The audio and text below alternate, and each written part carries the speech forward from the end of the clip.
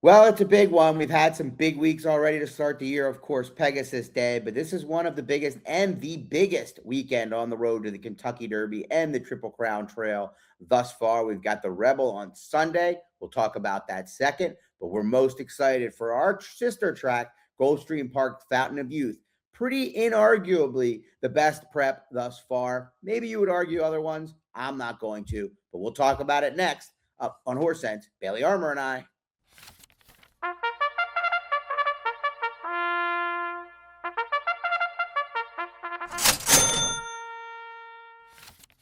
Welcome back to another episode of Horse Sense. As always, I'm Bailey Armour, joined alongside close personal friend Scott Shapiro. Very, very excited to dive into a couple of these races this week. Of course, this is kind of the next big stop on the road to the Triple Crown here. We've got those two major preps that Scott mentioned, the Fountain of Youth down at Gulfstream and the Rebel out at Oaklawn on Sunday. So very nice of them to give us a well-rounded weekend, plus a huge carryover at Santa Anita on Friday. So that's kind of three back-to-back days of action there for you. But today we'll primarily focus on the Fountain of Youth and the Rebel. Promotionally, to go along with those, we have another installment in our $10 money back special in the Triple Crown Preps series. So those will be for the Fountain of Youth and Rebel, obviously. And then Saturday's card at Gulfstream comes with a 2 million first rewards points hit and split on the late pick 4, which is an all stakes late pick 4 starting in race number 11 of those 9 stakes races on the Gulfstream card. 14 races on the whole card. It's going to be a very long and hopefully very profitable day for us around here. Yeah, 11:30 start time, but they get over at 6:11 for the Fountain of Youth, so not too bad. But then you got Santa Anita, so it's like you said, it's a strong trifecta weekend, right? Mm-hmm. But tournament wise, we have the $1,500 Fountain of Youth Challenge at Gulfstream, so that's the big tournament in terms of the bigger buy-in folks, and then we have the Beat the Host. Last week, Ron Nicoletti, mano y mano for $2,500 with Greg Lesko. And the reason for that is Greg is the only one through 8 weeks, right? 8 to have beat all the hosts, beat me, beat everyone thus far. So he guaranteed himself $4,000. And then he has a chance to earn the $2,500 bonus for beating the hosts. So taking advantage of the contest is Greg Lesko, a longtime Xpressbet customer. So congrats to Greg. We wish you the best of luck, and we wish Ron the best of luck as well. But it would be nice to see Greg, a longtime player with us, have some success. So the tournament, as usual, we got plenty going on at Xpressbet. Well, Bailey, I'm super excited, as I know you are, for the Fountain of Youth. We had the Holy Bowl. Of course, we had the Mucho Macho Man, won by the Favorite Commandment. But we are really getting closer now. We're a little bit over 2 months until the first leg of the Triple Crown, the Kentucky Derby. Preakness 2 weeks after. And Commandment is the favorite in this race, but this is one of the better races that I think we've seen in terms of the prep, if not the best. I said the best in my article this morning, but we'll see. But I think when I look at this race, let's talk first about, on top. For me, I don't have a real strong opinion on which of the favorites, but I would be surprised if Commandment, Chief Wallaby, or Napoleon Solo doesn't win the race. Now, where we'll pick up from this after I throw it to you is I don't think all of them have to run. So when I think that way, I think maybe the better way to approach this race is to try to find value underneath. But I'll throw it to you now. Did you have a stronger opinion? Did you think the favorites were a little vulnerable? I think the clearest and my personal choice of these shorter price favorites in this race is definitely Commandment.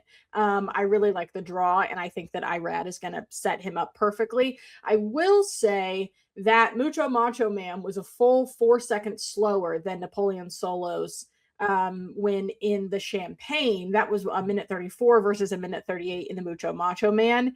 But that race was a long time ago. The Champagne was a long time ago. And I don't know that this horse is maybe necessarily ready for this distance and the pace that will set up. He's had, this big long layoff. I think that he probably just needed some time mentally to grow up. And I don't know that he can put up those same fractions again. So of these shorter price favorites, I will swing towards Commandment. But then I'm interested to hear what any kind of value that you Well, found underneath. let me just bring up the other Please horse do. that I think will be the third favorite, and I do think we'll take, I could be wrong here, but I think the Chief five. Wallaby. Yeah, I think he's the third one that I want to put in there. Um, Hmm. is that? Do you feel similar, or do you feel like that's being too bullish on this horse to give him the respect of a horse that's already that have already won twice, including a stakes race? Yeah, I think it's too bullish, but I'm a little bit more risk averse, especially when it comes to horses that only have one lifetime start. I mean, it's a respectable start, don't get me Oh, it wrong. was really good. Yeah, It was I very didn't think I good, was gonna like this horse, but like but he it's was hard like for me to. stop and start and very tactical and professional for a first or Yeah, Orlo. I would say intrigued more so than very confident by this horse, if that's a good way to put it. Well, maybe if the betting public separates like you are saying, because I think Napoleon Solo's all or nothing in here. Like Yeah. I think he's either going to run huge and whether that means anything moving forward or not remains to be seen. But I think he's either going to run huge. This is going to play right up his alley. The Gulfstream Mhm, can be favor speed at times. He mhm. might just be run off the screen, or he might just no show. Like you said, it's been 5 months almost. So Yeah, and then I think Commander, I think he's a really good horse. I don't think he's going to be a good bet at 2 turns because he hasn't done it. He yeah. hasn't beaten this level of competition. There's just some questions there. So I actually think he's probably a horse that's going to hit the board, which does hurt, the idea of tries a little bit. Uh, Yeah. I could see maybe, but I don't think he has to win this race. I think he's taking a big step up here Mhm. and trying 2 turns and based on the morning line, it's big favorite. But you mentioned the value, you asked her till I spoke too much It's okay. We're too about excited to some talk about this value. race. I mean, there's one horse talking is interesting. He Mhm. hasn't raced in a while. Whether he fires his best shot remains to be seen, but I think the rider switch from Carmouche to Rosario. I want horses, I think, to pick up pieces to be off the pace because I think there's going to be some speed. I think somebody will, and this is trying to visualize it in my head. It's being probably too micro, too niche, but um, I just feel like one of these horses is going to be better than the rest of the competition to the point. But I could see somebody grinding along and passing a lot of tired horses here, right? There's a lot of horses that aren't proven at two Right. turns. Talking is one that I could see doing that. Um, Bull by the Horns might be one I give a bigger look to than I thought I would. Okay. He has come home fast. I'm just, when you look around, I mean, Bravaro is an obvious one, I think. The only thing is, I think he's going to be the next horse. He might even get bet more than Global than Solitude Dude. We'll see. Maybe I'm Mhm. crazy, but he I hope really was so. on the right part of the track that day. So, I Yeah. don't know. Did you? Solitude Dude is my value option in this race. I'm hoping that Bull by the Horns gets bet some more. 5-1, Well, I think. Bavaro. Oh, he has 3 in here. Yeah, Bull by Yeah, the Horse would be a he, huge price. he has 3. Bull by the Horns would be crazy. Of the Saffies, I like Solitude Dude. Blah, blah, blah. It's too You, many like, you tudes think and oods in this you think name, and he I can't can? You say it. think he can get the? You think he? But the You right, think but he the can get the question is, distance from can that he get post? this distance from that post? That's what scares me the most. So I would be open to looking. I mean, obviously, you have to look inside for more value here. On Thursday, as we film this, Commandment, Solitude Dude, exacta for me, but that could change come Saturday afternoon. Yeah, I'm just gonna try to find my way into finding into getting somebody else into the mix. I don't think Chief Wallaby or Napoleon Solo have to be there. They both have major questions to answer, but I Mhm. think one of them is highly likely to win this race, or Commandment if nobody else, if those two don't fire. From there, though, because I think Chief Wallaby and Napoleon Solo have the question marks, I don't think they have to run second or third if they don't win. It's not one of those situations where I think they're sure to fire. Yeah. So that's where I think there could be some value in here. Now, getting Commandment out of the number, I don't know. The Brad Cox runners, he's got good numbers at this meet. He's been hot lately, but his runners in the biggest stakes at Gulfstream have underperformed, and that where I don't know if that's actionable Now, or not. if Bravaro can like hold on a second and let Chief Wallaby and Commandment go, like just wait like a beat. Just wait a Chill, bud, beat. chill. Let them fight each other in front of you for a minute and then come by at the end. I would not be mad at a Commandment Bravaro exacted by any means. I'm giving him another look now. I have to cough. I'm so Yeah, I sorry. think our colleague. We'll let you take it, but I'll finish the sequence or the segment by saying our colleague Jeremy Plunk was very high on the workout, the most recent works of Bravaro. So he said the worst working best out of the race, which I'm sure we'll talk a little bit about tomorrow on the First Call podcast. Well, not to be outdone, on Saturday, the Oaklawn Parkians. Yes, I just said the Oaklawn Parkians. Oaklawn Park with a huge card on Sunday. I really want to applaud them for putting it on Sunday. We get 2 awesome days of racing instead of chaotic one big day. It would have been awesome. I wouldn't have been complaining. I would be overwhelmed. This is really good. We like this. And of course, the centerpiece, the $1 million Rebel Stakes, biggest purse we've seen yet on the road, right? Oh, yeah. Mile and a 16th, Bravaro, who drew the rail, is out. He'll be running, as we just talked about, excuse me, in the Fountain of Youth. That means the horses we're going to focus on in this segment, which is going to be focus on analyzing horses off the layoff, and how that, impacts this race. But a couple of horses that are going to move in. Well, they're all going to move in, but Litmus Test now draws the rail, a horse that you have been fond of throughout his 2-year-old campaign, and he was supposed to run in the Southwest, but the plane did not get there. So he is making the trip back to Arkansas for one Bob Baffert. And Blackout Time was listed as a pretty prohibitive favorite. I don't know if these two will separate quite as much as the morning line suggests, but Blackout Time as well. He made a very strong impression as a 2-year-old for Kenny McPeak, of course, who won the Derby with Mystic Dan and Brian Hernandez Jr., who will be aboard this one a few years back. And this is a horse that, with a lot of these horses, really, no one's really stepped up yet, right? To the point where we're like, whoa. So I think these horses have to be feeling decent about themselves that have kind of waited their time. The goal will be to run in the Rebel, run in one more prep, and then peak in Louisville. But I don't know. I mean, Litmus Test is your boy, but I'd like to hear your thoughts on both of them, Litmus Test and Blackout Time, since you're, very much tuned in, the actual physicality and such of horses. Yeah, I think, honestly, and I hate to say it, I think Blackout Time is a pretty easy favorite toss for me.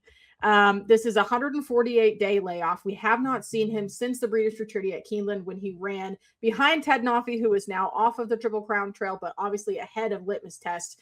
Lance Gazaway, part of the ownership group, has said that they're not even really concerned about the Derby, that this is kind of a big feat for him to overcome off of this layoff. And they just this is kind of their vibe check, basically. So if that's how they feel about it, I'm going to trust their opinion. 148 days with I'm much more willing to forgive Litmus Test coming off of this layoff, because we know that he was targeting the Southwest and then couldn't make it due to the plane issue, but then has been in training and is ready to come back, and is also run. I love how you hate so much. I hate layoffs. Stayed inconsistent training here with this work pattern, and has run twice and won once for the same amount of time since Blackout Time has been off. So the two of them being kind of those early type horses, I don't think that their layoffs are equal, and them being both drawn to the inside of this racetrack, I'm going to zig, they're going to zag. Of those two, Litmus Test would be my preference, but I actually like another horse in this race more so than either one of them. Well, I'll just talk through the two of them real quick. I mean, Blackout Time, that's interesting.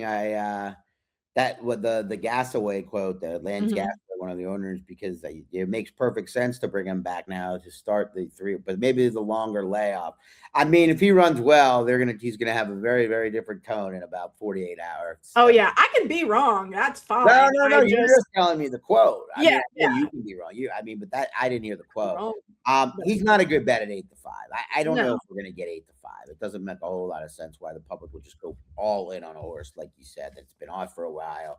Wasn't like he was Ted. If it was Ted Noffey coming off the layoff, okay. Yeah. He wasn't. He wowed at Ellis. He was really good that day, and he kept good company. He's been very good. He's done nothing wrong. But 1 by 9. I think Litmus Test is going to send, right? Do you think Yeah, that? yes, I 100%. can't imagine Bob Baffert on the rail with a Southern California import not going. And that is Yeah. kind of the way I look at this race now. Um, Class president, tactical. I mean, is it just going to be litmus test wire to wire? Um, Probably. I mean, just with I thought you looked everyone move. somebody else. I was giving you a shot to tell me no. I do like someone else, but I think that Sounds litmus like you were test is a talking about boys here. Well, I do like somebody else, but I can't let anybody else know. No, I think litmus test is a very strong short priced horse. I think from the rail, this is kind He's of not that exactly. short if he's 7-2. Yeah, 7-2 is not that bad, but do you think we're gonna get 8-5 on blackout time? I don't know. I mean, I would think you'd be. I mean, I can't see litmus test being shorter than 5-2 or 3-1. He's not going to be. Yeah. Personally, I like silent tactic. I'm gonna yank myself to the horse that I actually really want to talk about. Do you have any thoughts on him before I dive into my spiel? Well, I mean, he ran awesome last time. Yes.